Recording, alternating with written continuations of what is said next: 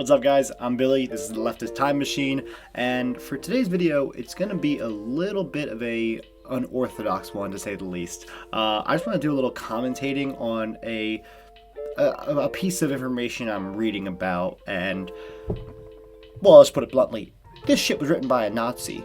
And now this is just one particular sentence that I'm going to highlight here.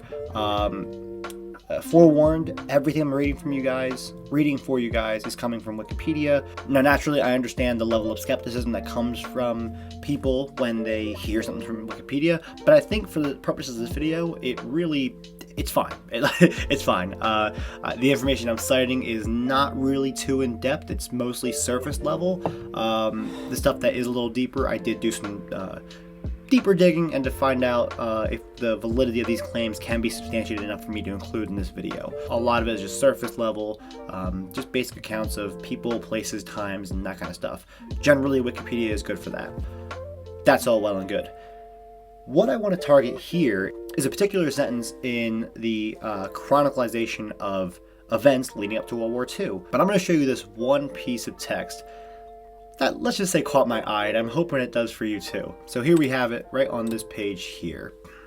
As you can see, it says timeline of events preceding World War II, and it says on November 7th, 1938, Polish-German communist, violent juvenile delinquent, Jewish felon Herschel Grispan murdered moderate German consular aide Ernst von Rath in Paris. Aside from being a fucking jumbled mess of a sentence, and that is with my subpar oratory abilities, something stuck out to me, and I'm hoping it did for you too. I'm gonna give you a second to guess, then that's it. So what stuck out to me was the phrase moderate German. Now, I'm not saying moderate Germans didn't exist, but something should stick out to you. One, the time. This was November 7th of 1938. Hitler is in full swing of power. He's basically running Germany. The Nazi Party reigns supreme in Germany. And as we all know, in September of the following year, Germany would launch this invasion of Poland, which essentially started World War II. So I don't really know how many moderate Germans would hold positions of power around that time. So first thing we're going to do is I'm going to look right into this guy named Ernst von Rath. So click on his link here. So clicking over to our moderate German, Ernst von Rath, right off the bat, there's not a whole lot about him, quite honestly. What I mainly came here to find was really this section right here, where it says early life and career. Right off the bat, that is very short. It's a few fucking sentences. It's a paragraph. Let's be real, it's a paragraph. And immediately we dive into his assassination and the aftermath of his assassination, and even a cute little picture of his gravesite. That's it. There's the references, and that's all we have on Mr. von Rath. So let's go ahead and dive in here and find out what really made him a moderate. I'm curious. Let's see if this holds up. So right here, Mr. von Rath was born to an aristocratic family, which means he was fairly well off from birth. There's no information on his father, which I thought was interesting, but again, I'm just taking the Wikipedia here. There could be stuff elsewhere, but for my video, I'm not worried about it. He attended school. He's ended up studying law at various universities. And then we come across to 1932, where he joins the Nazi Party. I don't know if Nazis were very moderate, but maybe he was trying to bring a more balanced view to the Nazi Party. Who knows? So from there, he's appointed to the position of the German embassy in Paris, which we'll see that ends up being where he dies. So in 1932, he joined the Nazi Party and became a career diplomat. Needless to say, he got the position with his extensive education. This man, from what I can see here, must have been a pretty smart guy, at least by German standards. So he was quickly promoted to higher up positions in the Nazi Party. It was in April of that year that he went on to join the SA, which was the paramilitary branch of the Nazi Party. Now, again, we're starting to see the moderate label of his kind of start to shed away a little bit. For those who don't know what a paramilitary wing of a political organization does, well, think military. What do? They're violent. They shoot, they kill, they invade, they murder, they carry out the physical means of a political agenda, mostly. Well, if you know about what Germans were doing and what the Nazis were doing in the 1930s, well, it wasn't very good things. Persecuting Jews, they were burning down businesses, they were imprisoning them, they were putting them in ghettos. So our moderate German, Mr. von Rath, was part of this crew. So Again, I'm not seeing very much of a moderate outlook to his actions. But then we scroll around to this doozy, and when I say scroll, obviously I mean it's fucking right here. We go to the section where it says, regarding the Jewish question, Rath expressed regret that German Jews had to suffer, but argued that the anti-Semitic laws were necessary to allow the Volkenschaft to flourish. Forgive me if I mispronounce that word. I'm not German, and as you can see, that's a fucking cluster of letters. Essentially what this was, this phrase right here was used to define the people's community, or the national Germans, the purebred, or as Hitler would call them, the Aryan race, the master race that Hitler was trying to raise to prominence. So this our moderate German, Mr. von Rath, I suppose he gained the label of a moderate by saying, well, shucks, it's a shame that Germans gotta die, but if they're fucking Jews, that's fine. So that's it. This is that man's story as far as Wikipedia is concerned. This little paragraph: he was born to a rich family, went and studied some laws, joined the Nazi Party, went on to be part of the SA, and that's where his life ended. I don't think this is an issue of the facts not laying bare. This is an issue of the fact that the person who wrote this sentence right here, just describing him as a moderate German, clearly this man was not familiar with Mr. von Rath's history.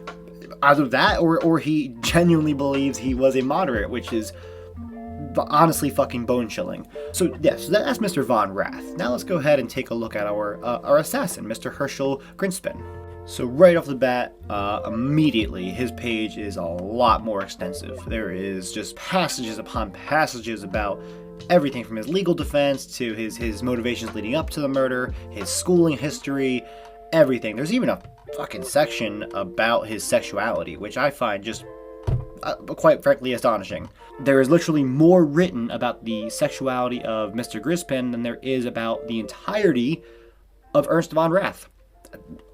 So right here, we're going to go to his early life. Now, his early life, at least as far as Wikipedia tells me, he was a first-generation Jewish-born member of the Grinspan family. His parents had emigrated from Poland and had their son there. And interestingly enough, he actually was never deemed a German citizen due to something called Jus Sanguinis. And because of this, he was always deemed to be a Polish citizen, which that will come into play later on. Herschel Grinspan was actually the youngest of 6 children. Unfortunately, only 3 had actually lived past childhood. And now around where he grew up, the Grinspan family was known as a student, essentially meaning that they really held their religious beliefs firmly and took them extremely seriously. And that's not really a bad thing, at least I wouldn't think.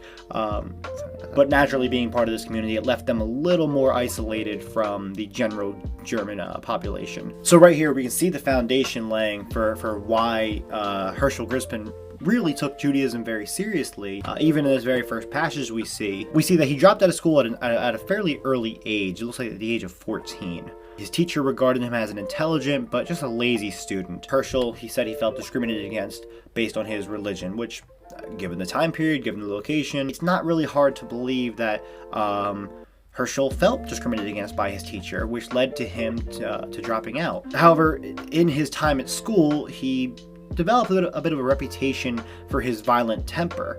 Well, according to this right here, his violent temper would really only spring about when combating anti-Semitism. I don't know, man. I mean, if I were in his shoes and my religion was consistently being persecuted and put down and denigrated and looked down upon, I think the occasional exchanging of fisticuffs isn't the worst thing that a person could do. But right there, let's focus on that. He's violent. Fine. From this reading, it looks like Herschel Grinspan is violent towards anti-Semites. I don't know. I don't. Is that a bad thing? Especially pre-World War II Germany. I don't think that's a bad thing. But naturally, I'm going to look next to the juvenile delinquent. Well, let's see. Is there any history of him being arrested? Let's find that out right now. So a quick scroll through his Wikipedia page reveals that there is no record of any sort of arrest, so I don't know where the claim of juvenile delinquent comes from. Again, if there is information about that, I haven't come across it because I'm only sticking to Wikipedia. I really feel like if there was information about him being arrested previously, especially in his youth, that would have been presented here, given the depth and the just amount of information on this person's page. So I have good reason to doubt that he ever was incarcerated from a young age to qualify the label of a juvenile delinquent. So let me go to he was Jewish. That's a fact. He was Jewish. So we're moving on. Felon. Once again, there's no previous indications of him having been a felon or convicted of a felony before this assassination. So from violent juvenile delinquent, Jewish felon. Well, 3 out of the 4 of those things don't hold up. They're just not true. Simple as that. It's just made to paint him in a bad light preceding the murder of this moderate German. So now I want to focus on the second phrase that they say. They say he's a communist. Okay, well, so let's see. If he's a communist, well, fucking hell yeah. But if he's not, whatever, fine. So let's go ahead and find this out. Let's go to his page. I'm just going to Command F and look for communist or communism. There's only a match for communist. And again, if this man was a member of the Communist Party, was an advocate for communism, I really feel like in an article this detailed and this thorough, it would have come up. But so far, we only have this. So it looks like a letter was written. Again, this is actually, funnily enough, this is under the section about his sexuality. Honestly, the whole section about his sexuality could just be fucking written away because it's nothing. Somebody said he was gay, but he's not gay. End of story. So I'm back doing a quick reshoot because the section of the video got fucked. I'm not changing into what I learned before. I don't care enough. But essentially what this boils down to is that the only mention of the word communist in the entire page of Herschel Grisbin is that of Eric Wollenberg. He was a communist, at least as far as this article says, and he wrote a letter to von Rath's brother.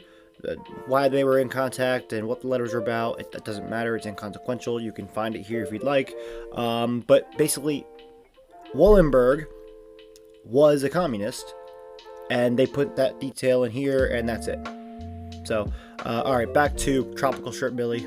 So going back to this phrase right here, saying he's a communist, it has no basis in reality. Well, if somebody's reading this, and given the connotation that communism has, they're going to view that as a negative thing. So, he's a communist, he's a violent juvenile delinquent.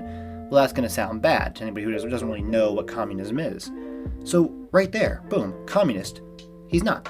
Juvenile delinquent. He's not. He's a felon. No, he's not. The only thing that is true here of all the adjectives that are describing Herschel Grisbin is he's a Polish German and he's a Jew. That's it. If this sentence were to be written factually without any sort of bias, it would say Polish German Jew, Herschel Grisbin, murdered German consular aide, Ernst von Rath. But no, clearly the person who wrote this sentence had a political agenda. And this is irrefutable at this point. The person goes through all this trouble to ascribe these adjectives to Herschel Grisbin that are just not true. Flat out, not true, unverifiable. So I take issue with this. This can be argued that this is a very small, minute detail and a little, throwaway sentence, but it matters. Because look at the very following thing. On November 9th, following von Rath's death, Kristallnacht took place. So we're told that the assassination of von Rath is used as the catalyst for Kristallnacht. One of the most horrible terrorist attacks on the Jewish people of Germany. And from where I'm reading this, the previous sentence describing the assassination almost reads as an excuse or a justification for Kristallnacht, and that should outrage anybody. You see where I'm getting at here? You see where I can point out the sentence was clearly written by a Nazi? So right here, I've already just destroyed all the adjectives that were used to describe Herschel, but let's just go ahead and look into his motives. Let's go and see really why he ended up killing Ernst von Rath. And let's figure out maybe if he had the most justified of reasons. So during his studies in Paris, he was a poet, who kept to himself and focused on his studies. We see his two greatest interests were spending time in coffee houses and going to see movies.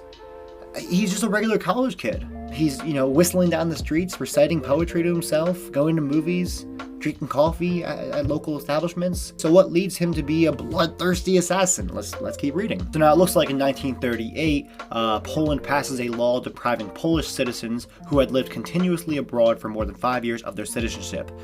Because this, Gryspin, who wanted to continue his studies, he had to stay there illegally. And because of this, his situation quickly deteriorated. He was stricken with poverty. He grew a little angry, very frustrated over his situation. Well, you may ask yourself, well, why didn't he just go back home? Well, again, think about the time. This is 1937, 1938. Well, he's keeping correspondence with his family, and the situation is not looking very good over there. Again, his family is in Germany. They are already part of an isolated section of the Jewish community, so things are not looking good there. So Mr. Gryspin can't just pack his bags from college and just go back to this place where, let's be real, his prospects aren't much better. And obviously we see that his trepidation and his hesitancy to go back to Germany was well founded, because later that year the Gestapo was ordered to arrest and deport all Polish Jews. So his family was immediately uprooted from their home that they set theirs in 1911 when they moved. They built their entire life. All three of the surviving Gryspin children, that's all they knew. So we have one over in Paris. The other two, admittedly, I don't know where they were at this time, but for all intents and purposes, at least the two parents were picked up and moved to Poland. Forcibly just lifted from their home and moved. Strictly because of their religious belief, and of course it was hidden behind the guise of, they're Polish, so we're sending them back to Poland. No. The Nazis moved them because they were Jewish. It wasn't because they were Polish, it was because they were Jewish. There's no debate there. And according to later testimony by Sendel Gryspin, they were not deported in the best of conditions. They took us in police trunks, in prisoners' lorries, about 20 men in each trunk, and they took us to the railway station. The streets were full of people shouting, Juden raus, Juden raus, out with the Jews, out with the Jews. That's heartbreaking.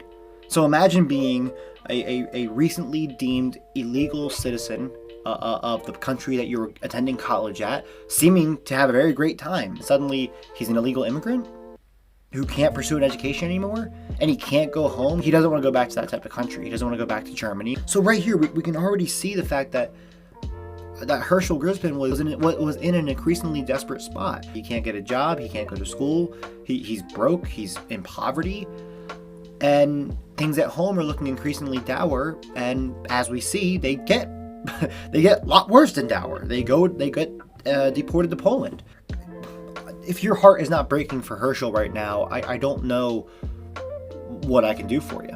This is a man with no country, no money, no prospects, and his family's in a land that he's never been to before. So he wrote a letter to his parents. He put that in his pocket so it would be later sent to his parents upon his arrest, presumably. He went to a gun shop, bought a gun, bought some ammunition. He walked into the German embassy, and it doesn't appear he actually entered the embassy with any particular target in mind. It looks like he just went in there saying he was a German resident and wanted to speak with an embassy official. And it seems that embassy official he was sent to see was von Rath. Yeah, so I think that this is a incredible instance of just whitewashing of history. And I think whitewashing in the way of it's oversimplifying, and it's really not even oversimplifying. It is straight up misrepresenting the events as they happened. Now, you don't have to be on a particular side of this argument to see it this way. Naturally, I am predisposed to saying, yay, this person killed the Nazi. And that's my opinion, that's fine. Others viewing this video and others out there may not share that opinion. Some people will believe violence is never the answer and you shouldn't seek out punishing an individual, whatever argument you want to have. But this sentence right here is just an egregious, an appalling, insulting, it's a flabbergasting, jaw-dropping, and how he's trying to paint the assassin as this deranged, violent individual, a psychopath, he's a killer, he's a violent criminal, when I just showed you that's not true. That's not true. None of it was true. Well, he was Jewish, and he was Polish-German, but Ernst von Rath was not a moderate German, and I think that is the more outrageous part. This guy was a member of the SA. He was a Nazi. You can't be a member of the Nazi party and be moderate. No, that's not a thing. So I wanted to make this video to really just point out to you the importance of the adjectives and the phrasing of a historical sentence or a historical statement. I think the writer has a lot of power and a lot of influence in terms of how this information is conveyed, but nonetheless incredibly important to understand this. Now I'm sure you can say that, oh, this is just one single sentence in a page with hundreds of sentences spanning decades and years, and I understand that. But this kind of stuff needs to be rectified. We need to be diligent about this stuff. And I understand this is Wikipedia. This is not, an empirical source of historical accuracy. But nonetheless, this is a very accessible page for somebody who wants to just learn a brief overview of the events leading up to World War II. As I was when I'm looking for this thing. I'm doing this. I'm looking at this page for just basic research. So we have this person with a passing curiosity of the events leading up to World War II reading this page. Well, that's going to stick in his head, at least if he focuses on it. But that right there, that's the kind of phraseology that is going to make the reader say, oh wow, Herschel Grispan was a psychopath, and Ernst von Rath was this person who was this moderate German who was mercilessly gunned down. When we just found out that is not the case. The case is that a German Nazi was killed by a German Jew living in Paris. It's that simple. So yeah, I just keep an eye out for this kind of stuff because it's everywhere. There are even historical textbooks in our schools, in American schools today, that have testimony and historical accounts written by Nazis. And that is being taught and disseminated among the American public. And this is a very small example of that, but one that we need to fight vigorously against. So, listen, I want to hear some more examples of this. I want to hear about you doing some digging, and whether it's Wikipedia or not, I actually would be, I would have more respect for somebody if they found it from somewhere else besides Wikipedia. I wanted to show this little example I found out about, because clearly it filled me with a lot of thoughts and a lot of emotions. So yeah, I want to hear what you guys think about this. Let me know of an instance where you found a piece of what essentially boils down to Nazi propaganda on an educational website. So yeah, hope you guys enjoyed the video. I hope you enjoyed taking a little ride with me, and yeah, take care.